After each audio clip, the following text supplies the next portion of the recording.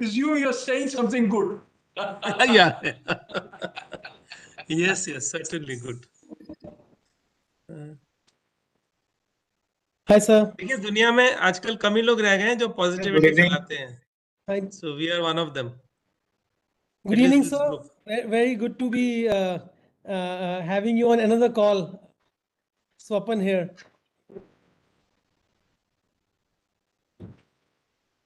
नहीं आपका म्यूट है Ajay ji. Good evening. Good evening. Swapan, can you hear me? I can, sir. I can hear you. Oh, great. Pleasure to have you here with us. Yes, thank you so much, sir. And I'm delighted at this opportunity. No, sir, it's our pleasure. Thank you so much. मैंने sir ये Sandeep sir मैंने Harvard Kennedy में in the inaugural first induction of the our current batch, I got sir to speak, and it was the most remembered lecture in the whole year. I can imagine that. Sandeep, you need to tell that to me as well. I'm talking about you, sir, your lecture, not when Sandeep sir's lecture. Thank you. And I'm sure this one will also be one. Listen, you know, I must before we start, I must share some backstory that when I suggested the topic, you immediately agreed to it. Then I shared it with my group here, the governing body. So one of them said, "ये तो बड़ा अच्छा topic है, लेकिन वो मान जाएंगे क्या?" मैंने कहा मान गए भाई. We have 1 minute before we start. 1 minute, sir. We've got many. So we already have a good turnout, and it's normally in these video events, people are a bit slow in joining. But today, I think it's your convening power which has worked magic. Yes, Sandeep. I should also share that earlier in the day, I was in Bhopal and right opposite the IIFM. At the Taj. At the Taj, yes. तो मैंने सोचा अरे यही तो शाम को भी बोलना तो यहीं रुक जाते हैं. वो अच्छा रहता. You should have known. It's a wonderful property, the Taj. The property is wonderful, and I think the IIFM property is also great. Yes, that is true. वो बड़ा अच्छा वो when you open the windows in the morning and you look up, you see the building. Right. And Bhopal ka lakes ka situation actually has improved. When we were there, the lake in front was not so good. Now it has become better. Okay. I over the years I've seen that the lakes have become cleaner in Bhopal. And I don't know why this happened, but I'm told that sewage अब नहीं डाला जाता, raw sewage नहीं डाला जाता. No, Bhopal is one of the good cities. I had actually gone to Sanchi, which they are creating as a solar city. Oh. And have set up a large solar plant within the municipal boundaries of Sanchi to provide electricity. Now, right now, there's so much electricity produced put into the grid, and electricity on the grid will be taken at night. But later on, they're thinking of putting up about 16,000 megawatts of pumped storage in the state and supplying that electricity at night. So, there's this, Riva bhi wahi hua tha. So we are seeing interesting things happening there. Yes, it is true. Sopan, I think it's time we can start. Yes, sir. Let's start, sir. We have a number of people who've turned up, so we'll start. Dr. Mathur, thank you so very much for accepting our invite and being here on this edition of our Friends of IIFM program. We are absolutely delighted and honored to have you here. I'm going to very quickly start with sir giving a brief introduction, although you do not need an introduction to this community. Everybody knows you very well, but still a very brief introduction to your background. Then I'll hand over to now Ambassador Sandeep Chakravarti, our senior and our president of the Alumni Association, to also formally welcome you on behalf of the association. And then I'll hand over very, very briefly to IIFM Bhopal, our faculty member, Mr. Advait from there, who's also in attendance, who can welcome you on behalf of the institution. And we'll just take 2 minutes and then we'll hand over to you, sir. We are aware that we'd like to close this in 30 to 45 minutes and we'll stick to the schedule. And we'll follow that up with question and answers. Very quickly, again, very, very delighted on behalf of the Alumni Association, Ajay Mathur. Dr. Ajay Mathur is a very well-renowned Indian energy sector expert, and he's currently in a very, very important role. He's the Director General of the International Solar Alliance, India's flagship global initiative on renewable energy. Before this, he's held very prestigious roles, including being the Director General of the Energy Resources Institute, the Director General of India's Bureau of Energy Efficiency, and also being involved very closely in the setup of the Green Climate Fund. I've personally observed him, learned from him since the very first day of my career, because he was in working with Suzlon, and he created one of the first organizations which was focused on carbon finance and carbon trading in India. So many of our alumni have been mentored by him, have been taught by him. So a real pleasure to have you here. Thank you so much, sir. Welcome again. May I now hand over to Sandeep, sir, to say a few words on behalf of the association.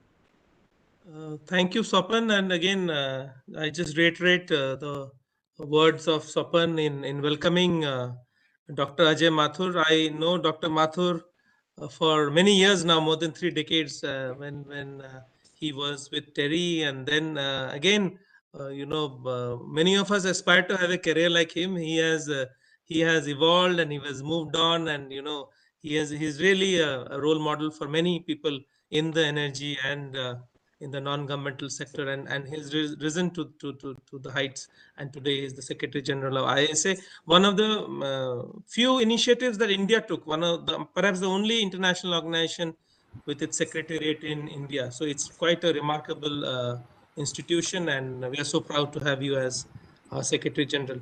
I will just, before I hand over to Advait, just say that the moment I landed in Jakarta, I was told that Indonesia has not acceded to the ISA. So that's my job now. So I have to get another member, and I think that will be payback from my side to you for agreeing at such a short notice to address us in this format. So thanks again, and we look forward to hearing from you. And over to you, Advait. It seems that Advait might be having some network issues. Advait, have you been able to join back? He was here, but he's had to disconnect. Advait? Okay, sir, I'd like to hand over to you, sir, for your talk. Thank you so much again, and over to you. And then I'm sure that as Advait joins back, we can have some comments on behalf of IIFM's faculties at the very end. Thank you so much, sir. Thank you, Swapan, thank you, Sandeep, thank you, everybody. IIFM and I have a very deep relationship. I have called on IIFM's expertise all the way since Dr. J.V. Lal was the director of IIFM. And I've greatly admired what you have done. And I see the alumni in many, many places and continue to be awed by by what you have done. Acha, I wanted to share a presentation. Let me see if I can do this. Is this visible to you? Not yet. Not yet, sir. Okay, let me see how I can do it.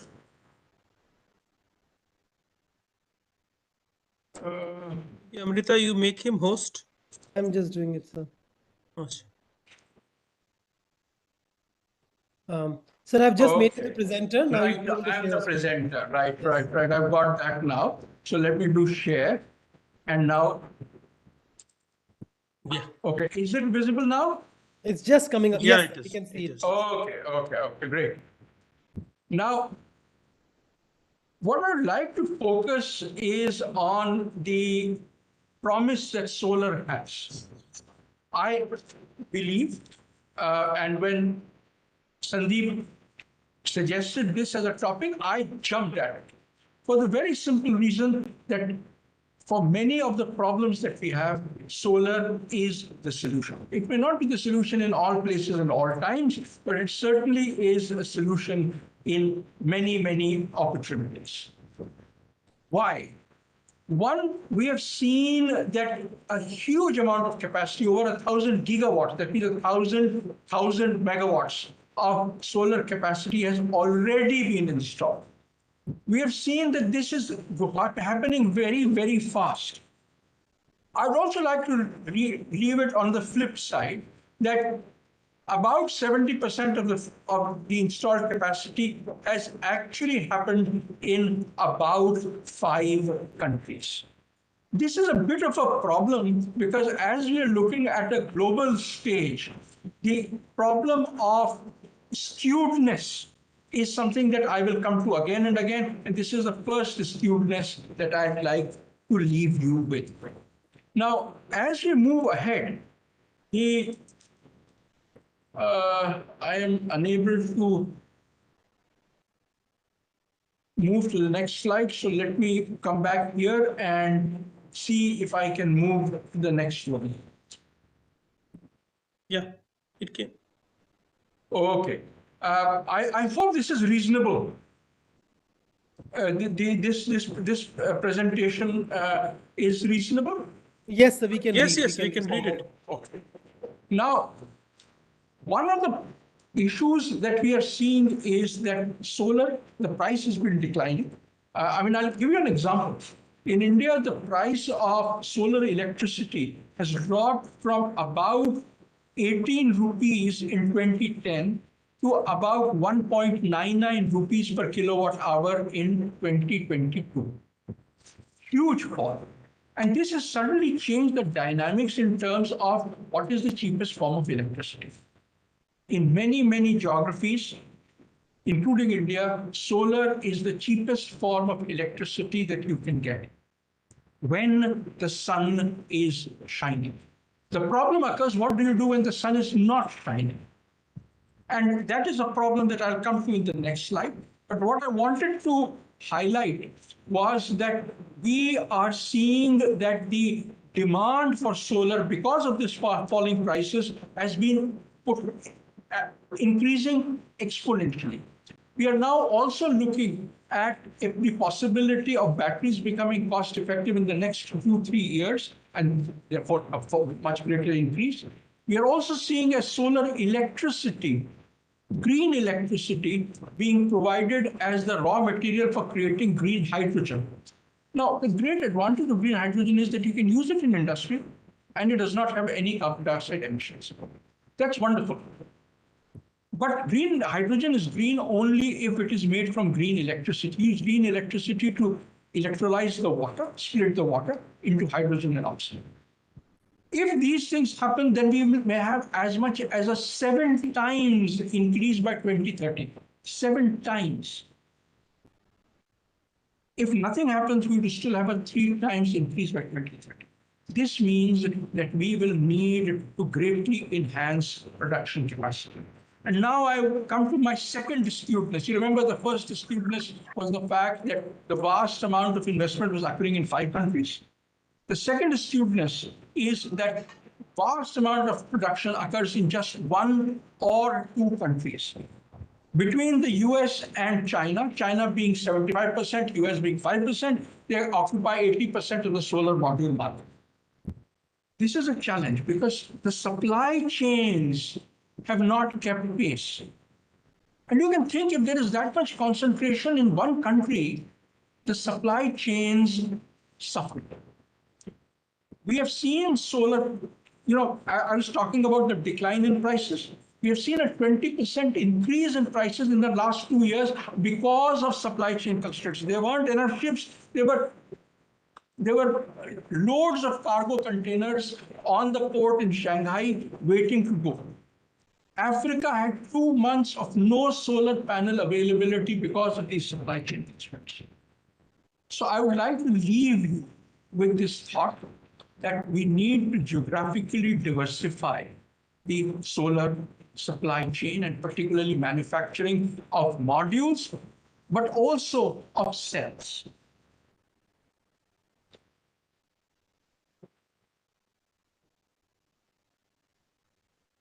Okay, yeah. Now, where is it that it makes sense? As part of the G20, the International Solar Alliance carried out an analysis of the how solar mini grids, that solar plus batteries, which provide electricity in rural areas, how are they functioning? What we found was that if you have to pull the grid for more than 10 kilometers, solar plus batteries are already cost effective. If you have to replace diesel-based generation by solar plus batteries, it's already cost effective. In other words, this is a here and now solution that can be used. The problem is we are yet to find the right mix of business models for every country.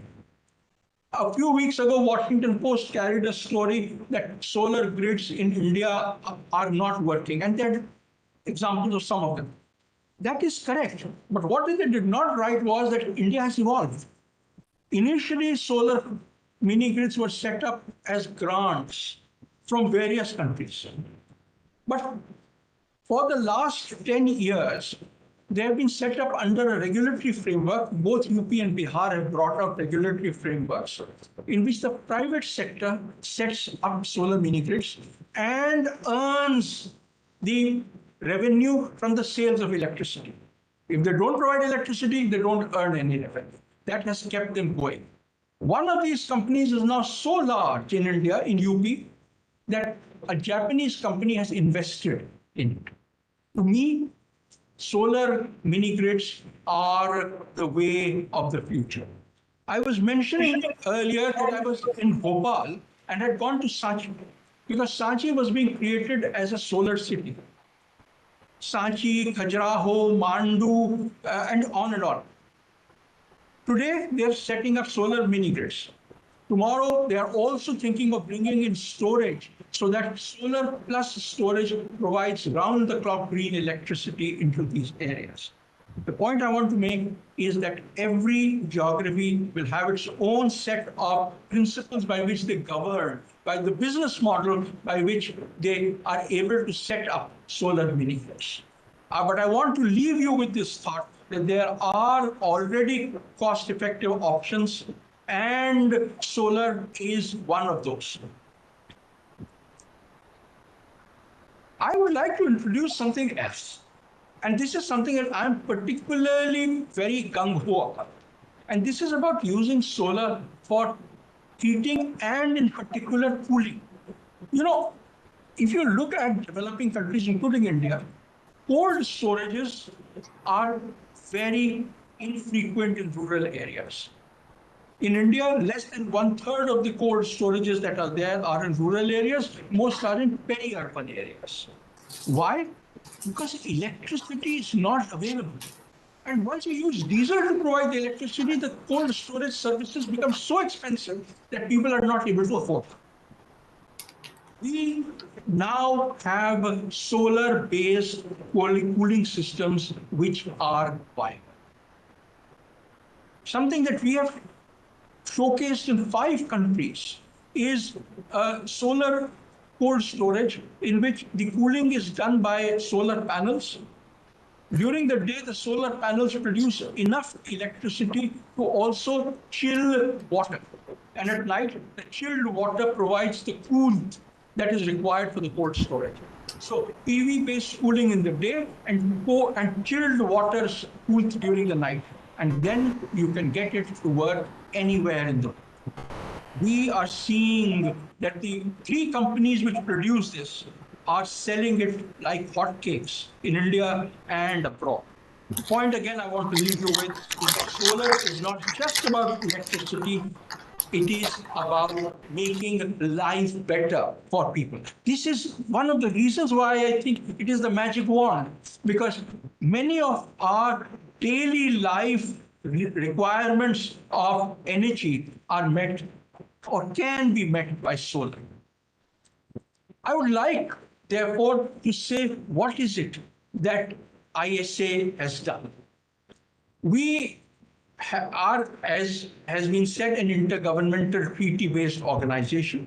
We were set up at the time of the Paris COP by Prime Minister Modi and the French President Francois Hollande. About 116 countries have signed the ISA framework agreement. Today, approximately 116 countries are members of the ISA.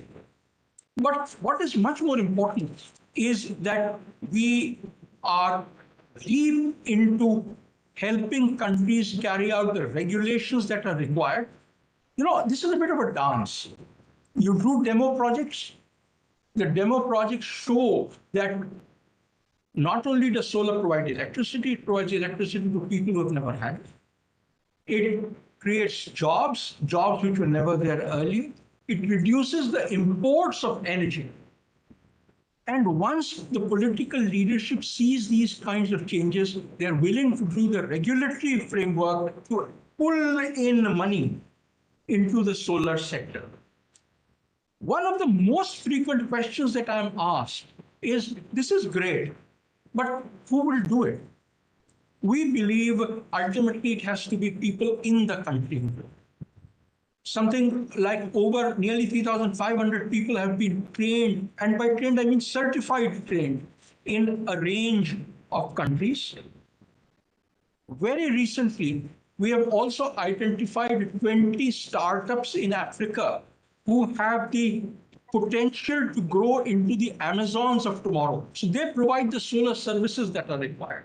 We are now bootstrapping camps for these 20 startups in how to raise finance, in how to get technological partnerships, and how to enhance their brand image. We hope that this bootstrapping will create a model for such kinds of startups in different parts of the world to take up the solar challenge. The last point that I want to say is many countries have asked us, how do we go ahead with solar? I will give you one example. So the total number of countries that we are helping, the total amount of capacity is about 9.5 gigawatts. But let me give you an example of the kinds of things that we are involved in. Let's take the example of Cuba. Now, in Cuba, all electricity production had been done by the state. When the private sector had done it, there was a negotiated agreement between the state and the private sector on what price the electricity would produce. What has happened is that we told them that they would get a lot of solar developers if they were able to do this as an open tender. After much hemming and hawing and the exchange of experiences from many countries, they said, okay, let's go ahead. They did a tender. But unfortunately, the number of companies, we had them prepare the detailed project report for about 1,200 megawatts. So they did a tender for 1,200 megawatts. But the number of eligible bidders they got was very nearly zero. It was actually one. Why? So then we got them talking. This agency which was responsible for the tendering, we got them talking to the people who could have tendered. And they changed the regulations, number one, to provide guarantees, sovereign guarantees for people. Number two, they said we will pay in euros. Number three, they agreed that they would do not 1,200 megawatts, but in bits and pieces. So 60 megawatts, 200 megawatts, 500 megawatts, and so on. This attracts people with fire in the belly. They do these projects and they're ready to do more. This is where we are today. They have done the tender again. 7 companies have already bid.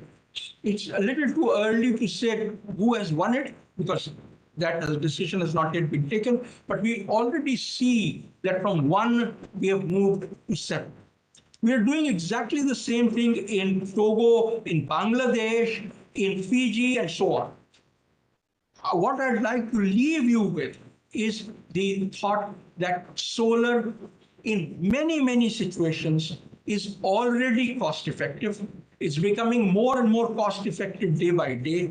And in my view, will be the won't be the only.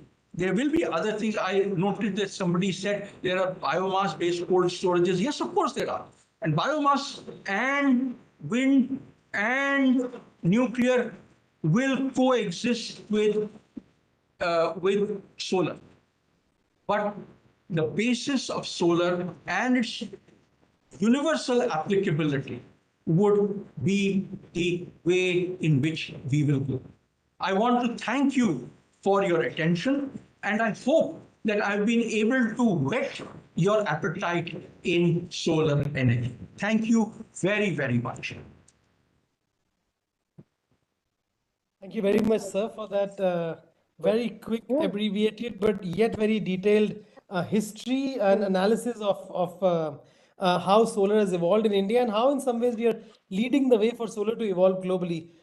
Thank you very much, sir. So please, if anybody has any questions, please do raise your hands and I would call to you. While we do that, there is a couple of comments, questions in the chat, sir, which I'll read out to you.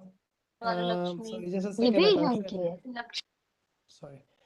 So one question is, Neetu, do you want to unmute yourself and ask your question? I know you messaged me and said you're traveling. It might be difficult, but if not, I can read it. Okay, I'll read it on your behalf. So the question is that, Dr. Mathur, what difference do you see in terms of access to finance and execution capabilities of solar in India versus Africa? And is there an enhanced role for us to play there? Swapan, this is actually at the heart of the problem. The heart of the problem is, remember, 70% of the investment is occurring in 5 countries. Well, all of Africa has got just 3% of the investment. But when we looked at the investments, all those investments are working. Those loans are working. So we see that as being a perceived risk. Consequently, what the Solar Alliance is doing, we are creating a payment guarantee mechanism for Africa. So that we want to draw people in to invest. As they invest, they can buy this payment guarantee, and if their payments are late, we will provide these payments to the investors, not the developers, to the investors. So they continue to invest in Africa. But this is a real problem. And just as a guarantee was able to solve the problem in India, I think the guarantee is held by IREDA and SECI, or IREDA or SECI. I think in a very similar manner, a guarantee would help pull investments into Africa. Thank you so much, sir. Dharmendra, sir, you have a question. Would you like to unmute and ask a question?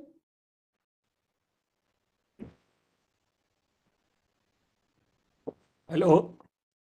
Yes, sir. Yes. See, in Myanmar government, it's also similar. They want to do a lot of things. And is there any India-Myanmar alliance on solar? They have a lot of ambitions on solar, but they're stuck with China somehow in some way. So we have been trying very hard to work with Myanmar. And I will share with you that we have been trying to help Myanmar in getting global investment. But I'll tell you what the problem is. The problem is the political stability. So investors do not want to invest in Myanmar. There is a reluctance and there is a bit of a dance. Investors want them to be more open politically for investment to come in. They want investment to come in before the political openness occurs. So, we are stuck in that. So much, sir. Vara, ma'am, over to you. Hi, Ajay. Vara Vemoro. I'm still at the World Bank, right now manager for the social team for the Europe and Central Asia region. One of the major focus for my team is looking at green jobs, especially for people in the lagging region, whether it's Turkey or Central Asia. And a lot of these people are actually dependent on agriculture, right? So the technologies that you were talking about, both in terms of cold storages and then kind of ability to go up the value chains are particularly critical. So I was wondering, what is the best way to actually make these connections and actually look at some kind of interactions and things like that. Vara, it's absolutely delightful to see you again.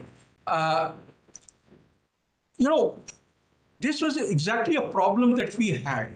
And, what it happened with me once earlier when I was in the Bureau of Energy Efficiency. So what we did there was that we did an exam for energy auditors. One of the problems that we faced was that we had a lot of energy auditors before we got jobs for them. So I'm extremely careful, therefore now, once burned, twice shy, I'm extremely careful that the demand for these people should occur at almost the same time as that is created. So what we do is we work with countries on roadmaps. If, for example, in a country, there is a large market or an expected market for, say, value addition in the agricultural chain, we will go ahead and provide the training that is required. And the way we do it is that there is a series of training programs. Typically, right now, the way it is done is that people come in from other countries and provide the training. There are exams, and these people are certified. Then, when the projects occur, there are these certified people available. So the projects use the certified people, and these certified people get jobs. So that's the kind of virtuous cycle that we would like to greatly enhance. And Vara, if I can work with you and the World Bank, I'm meeting with your new president next week or the week after that. And I would very much like to see how we can work together to make this, if you guys, if the World Bank Institute takes on some of these, nobody will be happier than I.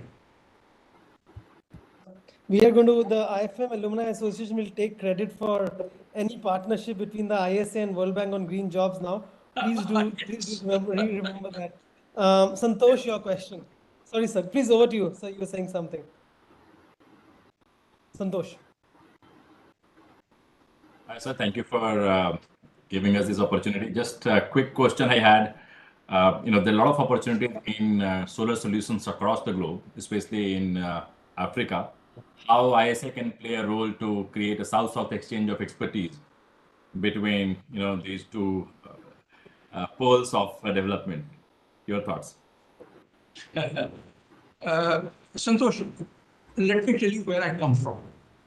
If you look at India in the year 2000, we were almost exactly where most of Africa, with the exception of two countries, where most of Africa is today.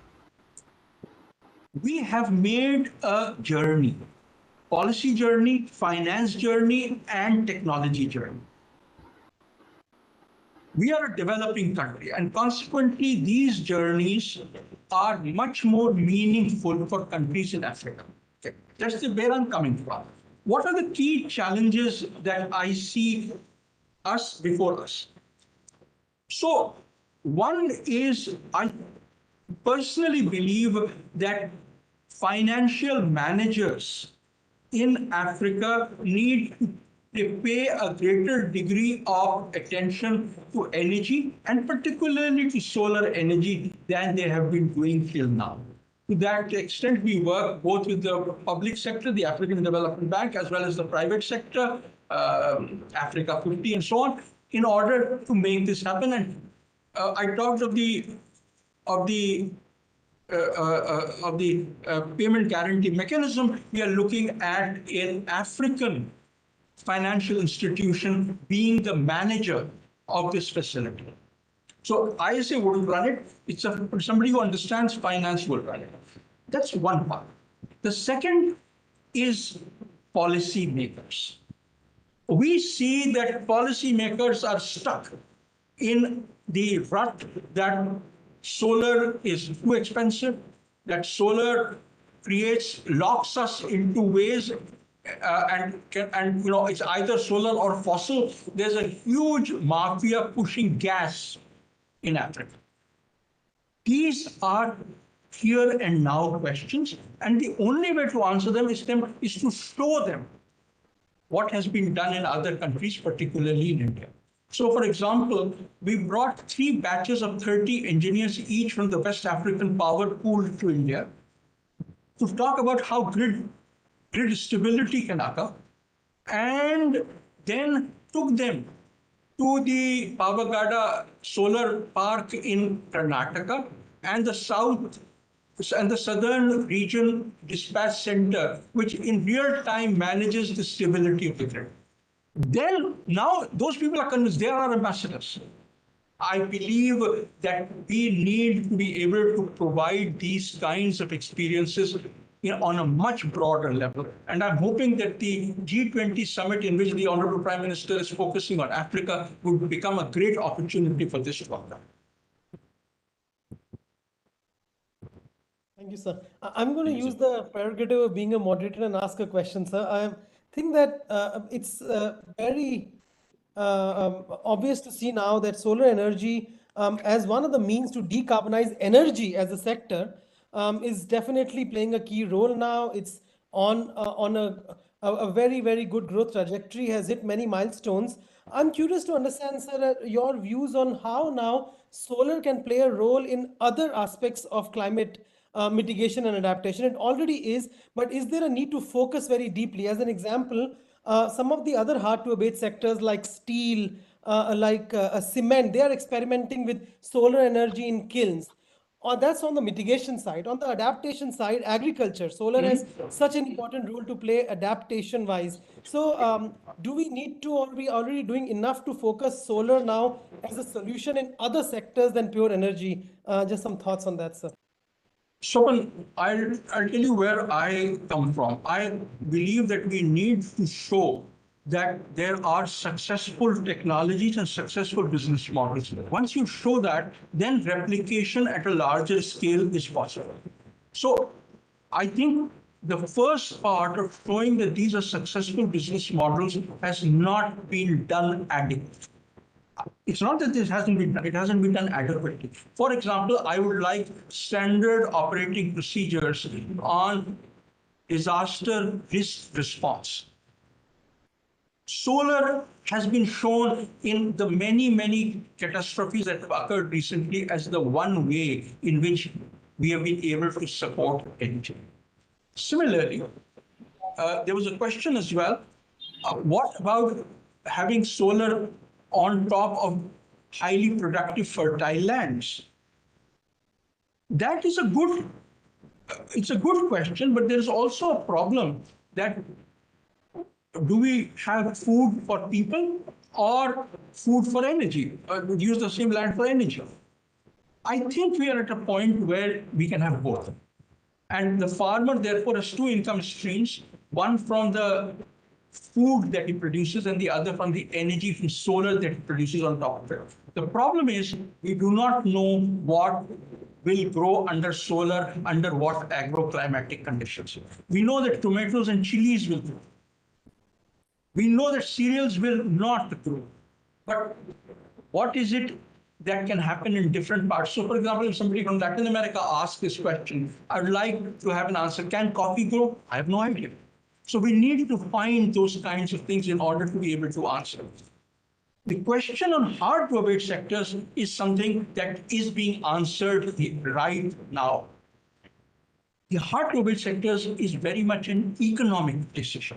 So as soon as you find hydrogen being the reducing agent instead of coking coal, believe you me, it will take over the world. Similarly, if we are able to find solar to produce the kind of heat that cement kilns need, well, that's what will happen. So in the hard to abate sectors, I think we are waiting for solutions that are replicable. In other areas, we are trying to find solutions. I think we have 3-4 minutes left. So last 3 questions, Mausumi, and after that, Chandrakishore sir, and then we'll close. Mausumi, you raise your hand. Please unmute and ask your question. Thank you, Shobhan. Thank you, Ajay sir, for the insightful presentation and the insights which you have shared on the solar sector. So I work on a project called Powering Livelihoods. It's a CEW Will Grow based initiative where we aim to promote DRE-based livelihood solutions such as solar cold storages, solar silk reeling machine to promote rural economy and rural livelihood. But for this, we are supporting the enterprises who are manufacturing these products. However, the major challenge which we have faced in promoting these technologies are, firstly, it is very niche in the market. Second, it is some of the products are really of high ticket size and the end user face challenge in unlocking finance. The other challenge is financiers, on the other hand, they don't have enough confidence to avail loan for these technologies, and they are still lacking that confidence and trust for these technologies. So my two questions are, what would be your recommendations and what could be probable solutions to gain financiers trust, and b, how uh, how positive you are on unlocking these confidence and trust among ecosystem stakeholders to promote commercial sales rather than going through guarantee mechanism or LLDB first support. Osmi, this is a tough question, and I don't know if there is a straight answer to this. So, the only thing is that globally, people are coming together to create this kind of funding. So, I'll give you one example. The Rockefeller Foundation, the IKEA Foundation, and the Bezos Fund have gotten together to form the Global Energy Alliance for People and Planet. And they invest in the development of technologies and business models which can then be replicated at a scale. So I think that of the things that you mentioned, they might be interested if you then show a business model on how it can be largely replicated. But the initial financing is something that is a challenge, and apart from these kinds of random pointing to where we can find this continue. So may I suggest that we need to draw high quality angel investors into the community. They are happening, but it's happening too slow. Thank you, Mausumi. Chandrakishore sir, if you'd like to ask a question. Hi, Ajay. This is Chandrakishore calling from USA. As a passion, I also run the network of Indian environment professionals and the popular platform Paryavaran.com. So I'm so glad today to see another Indian in the world stage globally. So I would like to congratulate you for that. Recently, we also launched another network called the Green Corporate Network and Club, where we are bringing together organizations which have like green in their mission statement. Basically, they work as energy efficient companies, and they work for things that are green. So I would like to ask you this question, that so many solar companies now are working on, for green jobs, but how much are their processes are energy efficient and green, and what are the procurement processes that are green? So what is your effort in that regard to make these solar companies green? Chandrakishore, first of all, let me say that I completely agree with the hypothesis, with the thesis that you have. I am also of the opinion that the greatest adoption of solar occurs when there is solar plus energy efficiency plus batteries. And I give the example of home lighting systems. They used to be huge and expensive.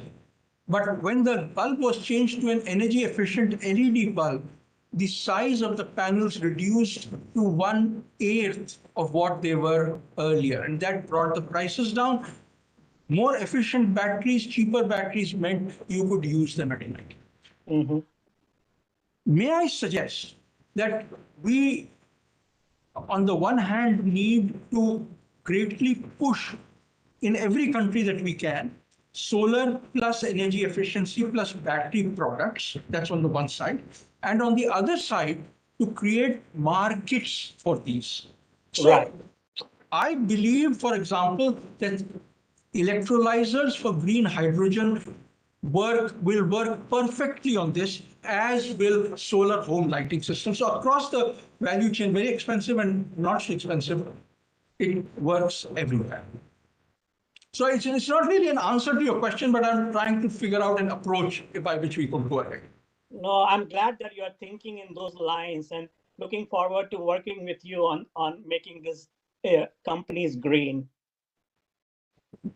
So we have many more questions, but I know we are at time. You wanted to leave by 8:15. So if I'll request you to share any final thoughts, any advice, any messages with this community in terms of takeaways, how we can contribute more to this whole vision. And then we'll hand over to Sandeep sir to thank you on behalf of the association again. So thank you so much, sir.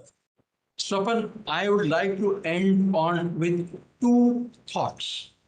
One of the problems that we are having is across the world that we put solar panels on our roofs and we go in for what is called as net metering. That means you sell electricity when you don't need it, you buy electricity from the grid when you need it, but they are equated in terms of price so that you essentially pay the utility whatever is the excess electricity you bought from the grid. Utilities across the world don't like it because we are able to put solar in the afternoons or weekends when the demand is not so high. But when the demand is high in the evenings, for example, no solar is available. So one of the big questions to me right now is how do we move ahead with a mechanism that enables rooftop solar? That's one of my first thing. The second issue on which I would like to leave you with is that I think for each one of us, whether at work or at home or amongst our friends, there are opportunities for solar that occur today. I would very much like to see us do at least one small solar project. One, it teaches us. Do it. My suggestion is let's put in as much money as we can afford to lose. So, for example, I put up a solar park. Believe you me, it's been a great learning. Money hasn't gone waste. Actually, it's been put to good use. But if what we focus on is learnings, then we can share these learnings with others and get them to adopt as well. I'd like to end with these two things. Thank you very much, sir. Very profound message to take away from and a problem for all of us to work on. Sandeep, sir, over to you. Yeah, thank you. I'm unhappy in the sense that we have to terminate this conversation. It was getting very interesting, and I think solar is something which we all feel warmly about, in the sense that we really think it is a solution to some of our problems. I had a question, but I'll keep it for later, which is how is the solar panel and module and cell industry doing in India, thanks to the PLI? Because sometimes the problem with solar is that there is a maybe rational and logical association with China, whether in terms of its deployment and in terms of its production supply chain. So that puts off a lot of people. So I hope we are diversifying. I want to thank you, and in you we really have a friend of IIFM. And I hope that when you recruit people, you could also look at the IIFM as one of the sources of professionals who know the feel of rural India and the issues that are arising in India. And I think one question which Moshomi asked was actually a real question from the field. It was very much a practical question, and I think these are the problems that you are yourself facing. Thank you for joining us on a Friday evening at such a short notice. We really admire you. We look up to you, and you're doing a great job. And I think the entire IIFM community is behind you, and we root for success of ISA and you professionally and personally. Thank you very much. Thank you all very, very much. Thank you, sir.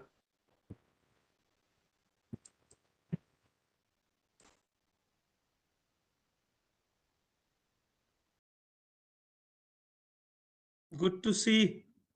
Good to see. Good response today. Very good Good to response. see new faces also.